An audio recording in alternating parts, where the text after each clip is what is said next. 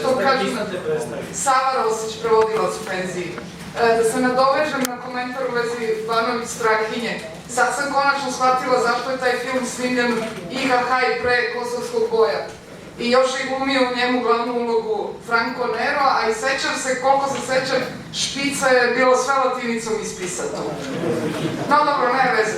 I sad da se nadovežem na još jednog prethodnog govornika, u vezi aforizama. Ima jedan aforizam koji mi se mnogo sviđa zato što u sebi ima više misli nego reči. Čula sam ga, ne znam čiji je, u sitne sate na televiziji Novi Sad. Kaže, Srbin je Marka kad odlepi.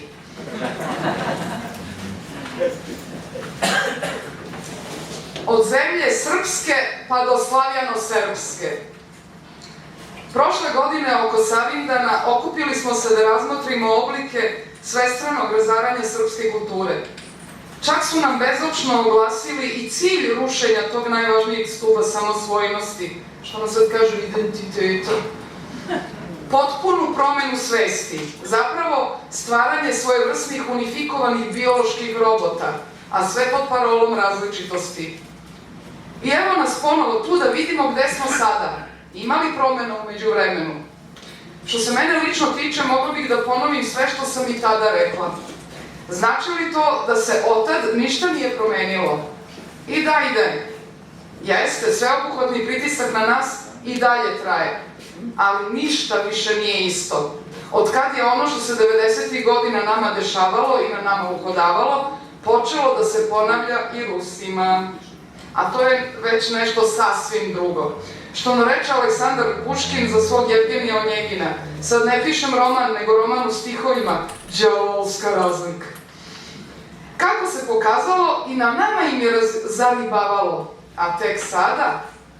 Mi smo se svojevremeno sami suočavali sa slabo poznatim političkim tehnologijama, dok je sada većini ljudi na zemaljskom šaru već jasno o čemu se radi. Fatamorgana međunarodne zajednice, ovo je pod navodnicima, zidana na pesku, na očigled se osipa i već se naziru obrisi najnovijeg novog svetskog poretka. Zato mi dozvolite da na predmet našeg pretresanja pogledam iz drugog ugla, poredići sa zbivanjima većinom u Novorusiji. I onako smo mi za zapad, mali Rusi. Velika igra očito ulazi u završnicu. Međunarodna zajednica, pod navodnicima, posustaje, raspršivši snage na sve strane, a ponestaju nove sitne žrtve, tako da je na red došao krupan zalogaj, Rusija. Mnogo je mačku goveđe glava. Zato se kreše sve drugo što je manje važno. Više nema onoliko novca za nevladine organizacije, ovo je pod navodnicima, te su prebačeni na mršavi srpski budžet međusobno zakrvljeni inženjeri ljudskih duša, u žaru međusobnog prepucavanja počeli da što-šta otkrivaju. A i bez toga mnogima spada koprena s očiju. Ima gotovo godinu dana od kako smo u prilici da ponovno doživljavamo sopstvenu prošlost od pre 20 godina, prateći zbivanja u Ukrajini. Ono što su Hrvati nazvali domovinskim ratom, sada kijevska hunta zove antiterorističkom operacijom. Kao da davanje lažnog imena možda promeni ili opravda suštinu. Gađanje velikih gradova čak i balističkim raketama, pa još i tokom primirja, nije genocid. Za razliku od onomad navodnog genocida u Bosanskoj Varošici. A šta se umeđu vremenu desilo sa zajedničkim zločinačkim poduhvatom i prekomernom upotrebom sile, te ih više niko ne spominje? I kako to da najzagriženiji borci i borkinje, to sad mora polna razlika, jel? Samo imam za njih pitanje, sad ovo moram da uskočim sama sebi u reč, ako je to moguće. Kako bi oni uveli, sada mora, pošto je starešina u vojsci, to je imenica ženskog roda, kako bi onda zvali ženskog starešinu? Ili moraju muškog starešinu da prebace u starešinca? No dobro, vraćam se. I kako to da najzagriženiji borci i borkinje za ljudska prava uopšte ne vide masovno ubijanje ljudi, čiju jedinu krivicu predstavlja odbijanje da se odreknu ruskog jezika i da slave naciste? Čak im nadevaju čudna imena, proruski aktivisti. To je isto što i za Krajišnike reći da su prosrpski aktivisti. Nastavlja se i trgovina ljudskim organima, čudovišan zločin, također ne znam, rečenim borcima i borkinjama. A šta bi s izveštajem Dika Martija, kojim je ta tema makar načeta, gde li skuplja prašinu? I gde su sada lekari bez granica? Nije valjda da za njih granice ipak postoje?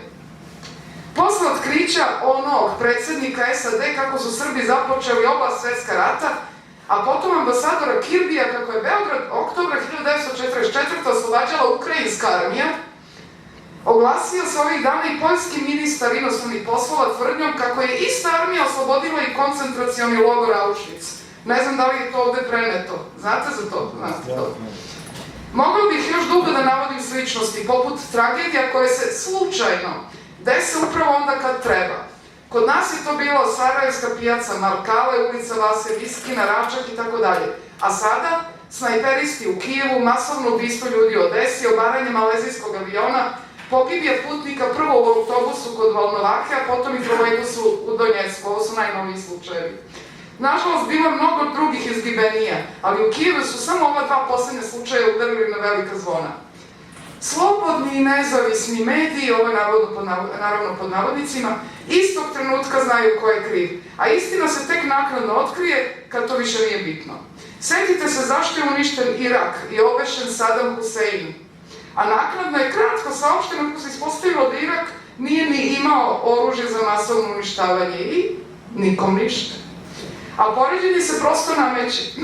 Svojevremeno je general Colin Powell mahao bočicom sa belim praškom, kako Rusi šaljivo rekoše brašnom, kao ključnim dokazom protiv Iraka. A ukrajinski predsjednik je ovih dana čak u Davos teglio delić autobusa nastradalog kod Volnovake kao dokaz. Čega? Završit ću spominjanjem slučaja Charlie Hebdo, koji se zbio upravo onda kada je Francuska pokušala da izvrda sankcije Rusiji, a prošlog oktobra na aerodromu u Moskvi poginuo je Christophe de Margerie, poznati protivnik antiruskih sankcija. Rečeni list, čiji naziv svi odreda pogrešno izgovaraju, pošto u srpskom jeziku nema naglaska na poslednjem slovu. Znači Charlie Hebdo. Taj rečeni list postoji samo zato da se sprda sa strogo određenim krugom tema, a svojevremeno smo i mi bili predmet ogavnih karikatura. Potom je upriličen masovni igrokaz sa plakatima "Ja sam Charlie", a nikom ranije nije palo na pamet da nosi plakate "Ja sam Milica Rakić", "Ja sam Donbas" ili nešto slično. Sve u svemu živimo u strašna vremena, sa svih strana bombardovani i izopačenim tumačenjima svega i svačega, u čemu se običan čovek teško snalazi. Sergej Karamurza u svojoj knjizi Manipulacija svešću potanko objašnjava zašto je toliko važno sve relativizovati, obezvrediti, izvrnuti, srušiti sve tabue. Tako iskorenjene i dezorijentisane jedinke lakše prihvataju nametane opšte ljudske vrednosti, ovo je pod navodnicima, u koje odnekud spada čak i povlašćeni položaj takozvane LGBT populacije.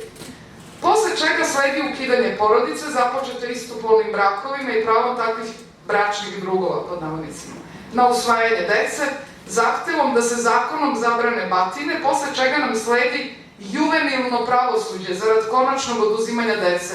Prošarajte malo po internetu šta je juvenilno pravosuđe. To je posle ovih batina prvo što nam sledi.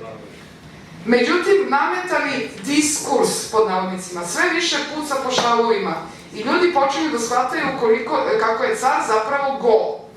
Kad sam već kod ove tuđice, diskurs, čike posrbite, neće pomoći ni objašnjenje iz rečnika koje glasi razgovaranje, razgovor, govor, beseda, predavanje i izlaganje. Nametnute takozvane istine više ne prolaze glatko.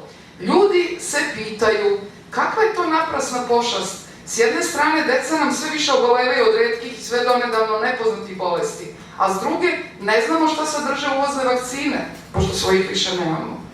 Ili, zašto nam toliko uporno i istrajno nameću GMO hranu? I kakvi su to chemtrailsi? A i možda je i HARP već postavljen u Srbiji. I kako to da već 15 godina reformišemo sve i svašta, sve pod budnim okom zapadnih tutora? Skupština godinama punom parom radi na promeni zakona, a živimo sve gore i ništa ne funkcioniše. Svojevremeno, onoliki talambasi i bilbordi sa ozarenim radnicima Železare u Smederevu prodate stranim investitorima, Amerikancima, da bi nam je potom vratili sa sve novim dugovima. Biće da ni one stare još nismo otplatili.